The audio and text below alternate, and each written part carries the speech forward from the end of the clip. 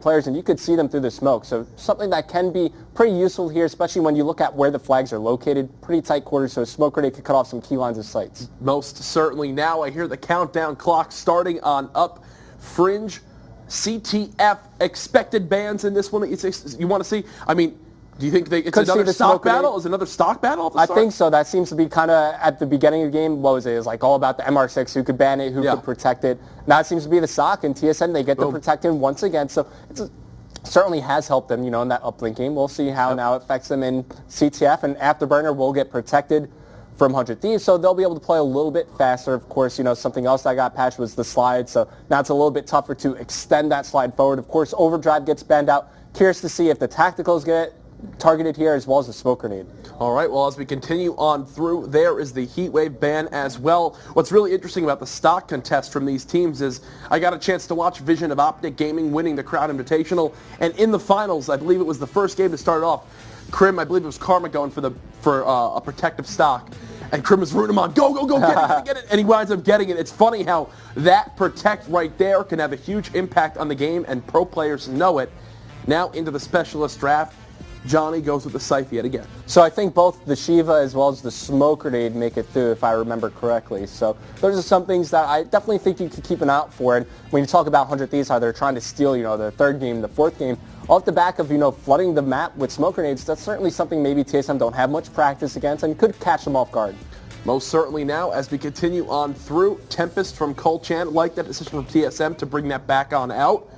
Hey, there's the Vision Pulse. Yeah, you expect Royalty to grab the Tempest as well, so there it is. So, Tempest Scythe Annihilator for TSM. Talk about an opportunity to really swing the start of the second half open into your favor. Will be interesting to see if it pays off for TSM because it didn't wind up working out in game And I think now that you have 3, you don't necessarily have to wait till that second half. If you earn it, maybe like 2 minutes remaining in the first half, you could be a bit more liberal with your usage of those weapons now that you have that extra one in your back pocket. Oh, definitely. Expect that to be a thing that comes into play here on Fringe CTF. Now, Revan, of these two sides of the map, as we take a look at it, what for you is the more favorable side to try to score on? Where do you like spawning in at? I really like attacking the red flag here for the main reason that you could force the other team to spawn over near the auto side of the map. So if you have somebody kind of set up near top grandmas or over near L wall, just cutting them off, you pretty much force them to overextend. And we've been seeing that back alley used a bit more at teams kind of found their rhythm on this map, and especially from Elevate. I mean, Nagafan, how many times have you seen him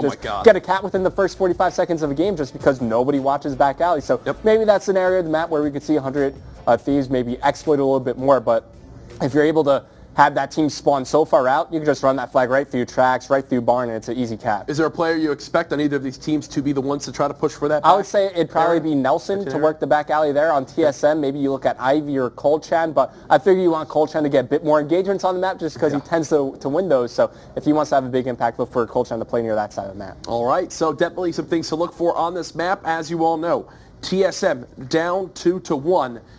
But as we mentioned earlier, the silver lining for TSM was these games 3 and 4 are weaker, definitely for the side of 100 Thieves. But at the same time, Game 5 will be that S&D, and the witty comment you made earlier, if you win both S&Ds, you technically win every series because you got that Game 5 in the bag. Revan, do we see a Game 5, or do you think 100 Thieves ends it here? I think they have a shot to close it out. I do think TSM still slightly favored in these third and fourth game modes, and I think we're going to see Game 5. All right. Looking forward to seeing if we have ourselves a Game 5. TSM, you've got to clutch up right here. Neither of these teams want to start out 0-1 here in Stage 2. To bring you all the action yet again, it's Maven and Mr. X. All right, thank you, boys. Let's get into Game 4. Now, again, we talked a bit about they've struggled in uplink, struggled in CTF. You're only as good as your competition. That speaks more for certain game modes, I think, and that's all it is to me. They haven't been scrimming these top teams. They haven't been playing them week in and week out like TSM has. This is going to be a tough game, I think, for them. I actually think this is one they could win. Okay. If I'm 100 Thieves, I think the CTF is one I think I can win. It's a fringe, a longer map. True. More AR heavy, obviously pretty AR heavy to be quite frank. And I think it's one you can slow the game down a lot.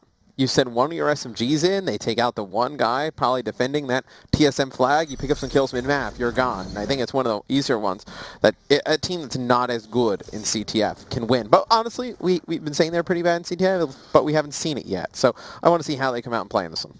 All right, we're going to kick things off with Ivy, but, we talked a little bit about, you heard them saying how important these gunfights are when you're pushing through that back street, trying to go through a yard and get in for those overextensions. The one-on-one happens early, but whoever's able to win that battle is going to be able to get advantage here with those sneak pulls, getting the flag, get as many touches as you can to try and get points on the board. You see a pretty big stack on the track side right now for TSM offensively. They're trying to push through. There's a couple players to deal with. They're getting shut down, 2 down. One player left is Wheats. Wheats is tagged up and going to get dropped. So that's 4 down, actually, and that's going to be a pull. Now, where does the spawn come in? You see it come in back alley. So they're going to wrap it back to tracks. Good pull for Nelson. Brings it right to his teammates, and that should absolutely be a cap. Yeah, I mean, you can just look at the mini-map. There's players from TSM. It was Pac-Man and Ivy. They're trying to just force down that back alley. The other two, I believe it was Wheats. He just dies in the back by auto. He really didn't make a decision. He was like, oh, do I go bricks? Do I go through auto? Whatnot. Didn't make a decision. Ends up going through auto really late. And then Colchan tries to challenge mid-street. He's not going to win that. And look at this, the Shiva. Talk to me a little about the Shiva. We had some updated patch notes. Tell me what they changed. What did Treyarch update to this? What makes it a little bit more of a powerful weapon? Yeah, so with the Shiva, they just increased the ADS speed, and then they increased the flinch stability. And also rapid fire works how it was supposed to be intended to work on the weapon. Obviously, we see rapid fire ban out almost every game, so probably won't see that come into play. But obviously, the increased ADS speed and the increased flinch stability we'll definitely see come into play. And the Shiva already a powerful weapon. I think it's only good on some maps. Like, you wouldn't use a Shiva on a map like Breach, right? You could use a Shiva on a map like this. You could use it on a map like Stronghold, something where you have those really long sightlines. Could not agree more. Depends on the game mode as well, for sure. But you'll see Nelson picking up more kills, and he's been a big nuisance. He's already got 2 flag pulls. One he was able to get through, just trying to disrupt as much as he possibly can, trying to fly in and maybe get another one out, but not able to do so.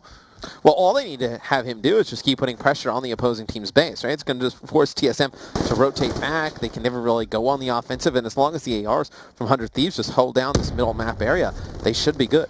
Well, doing a solid job through the first side. Ivy, though, trying to be a nuisance. He's going to distract everyone on the track side. It's going to allow Colchan to get in behind. Doesn't want to go for a cheeky melee this time. Just going to get the kill, get the flag out. Now he's got teammates to pull it to, but it's out on the other side as well. There should be someone here to cut him down, and that is Pac-Man coming up big on defense. Can he get a second as well? There's the return, and this should definitely be the tying score here for TSM. Yeah, that was a fairly easy cap for TSM. I mean, it just seemed like they just kept pushing 100 Thieves further and further back into their base, and they're never really to kind of push out from there, obviously. And they had Nelson in auto. Yeah, that's quite an odd kill. Nelson just kind of runs directly at Ivy. And they never really had control, the 100 Thieves. They just kept getting pushed back, and then Nelson actually has the flag in auto. Pac-Man goes big, picks up 2 kills, and that's how the guys on TSM were able to tie this game up. Well, once again, you'll see Nelson pushing down back alley, just trying to be as annoying as he possibly can. He's 3-6, but the kill's not really reflecting what he's been able to do for his team.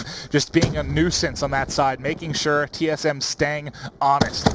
Most of the pressure you've seen from TSM's been coming this track side. That's what's going to be so tough. When you have, when you have Johnny in the back with this Shiva, I mean, how annoying is this going to be to try and break through? Look at this, just melting them as they try to push down. It's a straight line of sight. And that's what the Shiva can do on a map like this. I mean, the Shiva can cause a lot of problems. I wonder if TSM pulls out a Shiva on their end after a while. You see, Pac-Man's going to stick with the M8. You're going to have Wheats with an M8 as well, and then the other 2 with VMP. So no Shiva on the side of TSM. That could be pretty difficult to deal with, obviously. If Johnny just plays these right positions where he's just going to force those long-range gun engagements, can't get run up on. Should be able to win most of them, obviously. M8 versus Shiva long range. All right, well, who is it in the back this time? It's going to be Examples, able to get in behind. Under a minute to go. Can he get a kill and get the flag out? Goes vertical, able to take out Pac-Man as he was soaring up above. Finally going to get cleaned out, and yet again, you have Nelson pushing down through yard and back alley, trying to disrupt. You have Wheats. If Wheats can win this 1v1, he might be able to get one out, but you just got that Simtex off in time. It's going to close things out, and now you have Nelson winning one on the other side of things. He's popped that kinetic armor. I think it's going to run out right before he engages, and that'll be a big defensive win for Ivy, not allowing any last-second cap. No one really in a position here to maybe... Actually, Wheats might be able to pick up a kill, but look, you got the entire defense now looking at him. Is there anyone else here to help him out? Colchan and crew trying to get up, trying to get the flag out. They're running out of time. They need to pull right now. I don't even know if there's enough time at this point. I don't think there's enough time either. But when Nelson has the flag and he's coming out of barn with his kinetic armor, it's actually Ivy popping his kinetic armor as well. If Ivy doesn't pop that, It's probably a gunfight. Obviously, you look at the percentages. Nelson with kinetic armor coming out of a window. You got Ivy just down low. It might have been a score. Yeah, so good use of the kinetic armor there by Ivy. You'll see. This is how they're able to get this pool, picking up a couple of kills with the Annihilator. And what do you think about using the Annihilator at the end there? When you're going to get the flagpole, you don't have enough time to get it home. I didn't see how early he actually popped that. He probably popped that when there was, close to that 15 to 20 second range where he thought they might be able to get these kills and get it out. Not going to end up being the case. Now, pretty balanced first side. You saw a very early cap for 100 Thieves in the opening. 60 to 90 seconds they were able to get one on the board. Nothing really after that. No, not much. I mean, Nelson got a couple flagpoles. I think it played pretty even. You had two nice caps from either side, really.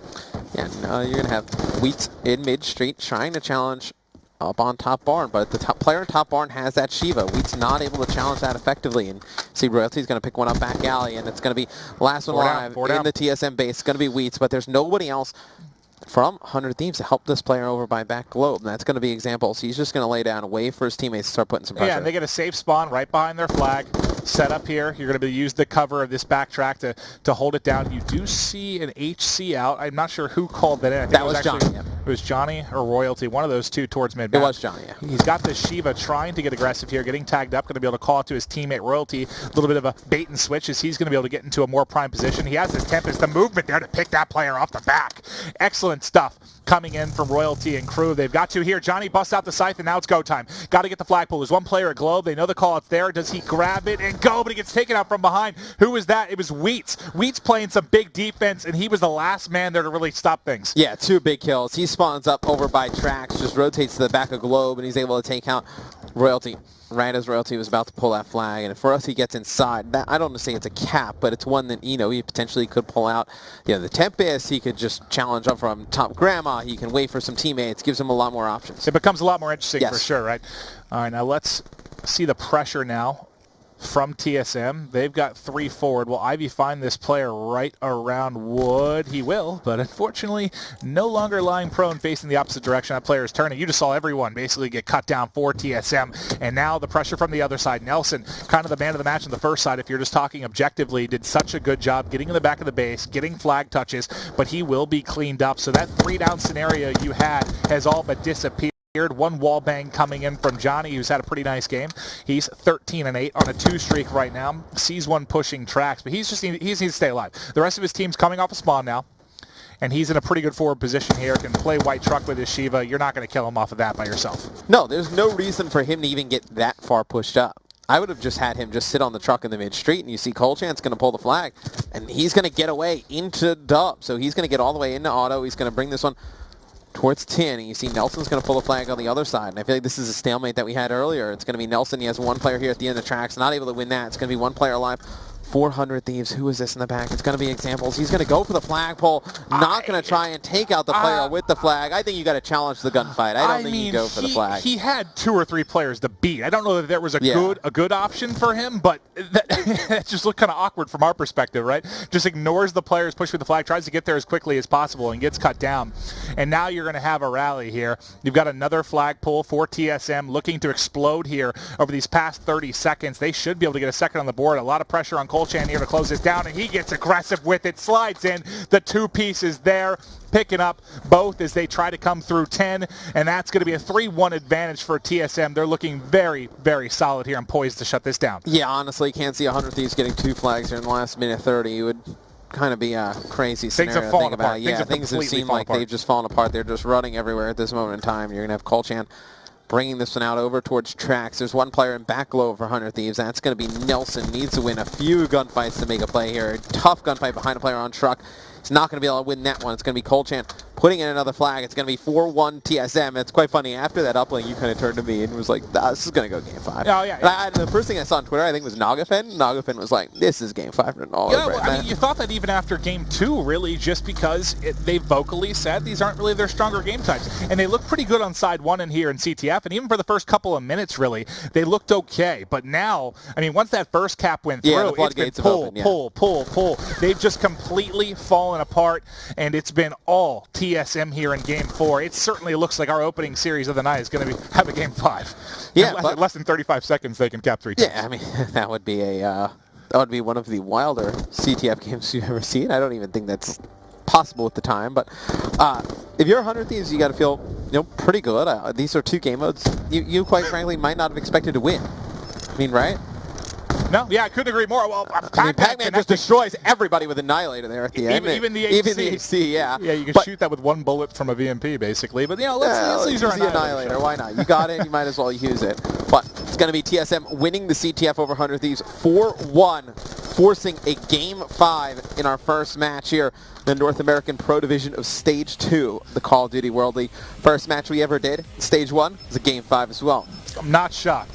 We bring the magic. But what stood out for you here? Between these two teams, was it really just once the floodgates kind of opened, right? And TSM had complete control. What did TSM do right for you there towards the end of the game? I mean, TSM just ended up putting a lot of pressure on the 100 Thieves base. It looked like they were just relying on Nelson to get behind and get those sneak pulls and whatnot. Sure. And there were a few times where you saw like Johnny set up mid-map and he was picking up some kills. They just were not able to get the kills in the TSM base. Yeah. I mean, once they got that complete control, just flying down tracks, pull after pull after pull, they were able to get it and wrap. Excellent stuff there from TSM. But you've heard our thoughts. You heard us cast the match. I want to hear what Jack and Revan think about that incredible Game 4. Take it away, guys. Pretty interesting to see, Revan, how both the Uplink and the CTF have kind of a similar breakdown, right? 100 Thieves strike first. They're looking pretty solid. And then it slowly starts going in TSM's favor. I think we wound up going and taking a look at the replays, pointing some things out. The first one is going to be that 100 Thieves first flag cap, and it came very, very quickly into the game. You can already see just 30 seconds in, the play begins to develop. It's examples with 2 kills. You got the third from Nelson. Johnny gets the fourth, and it's the perfect setup. You have the player spawning all the way there and back alley. Great job bringing up the mini-map there, I believe by Maven to highlight that, and they run it in, and it really doesn't get easier than this. I mean, the reason I wanted to bring this out is this is how you play to win the break. Yep. You saw examples, they were just kind of hanging back. He picks up those 2 crucial kills over near the train tracks, and just like that, they exploit through the back alley. They get the pull, running right through barn as everybody from TSN is forced to spawn so far away from the flag. It was really easy for 100 Thieves to set the pace early in that game, but as you were pointing out when we were on the couch, TSM, they just grind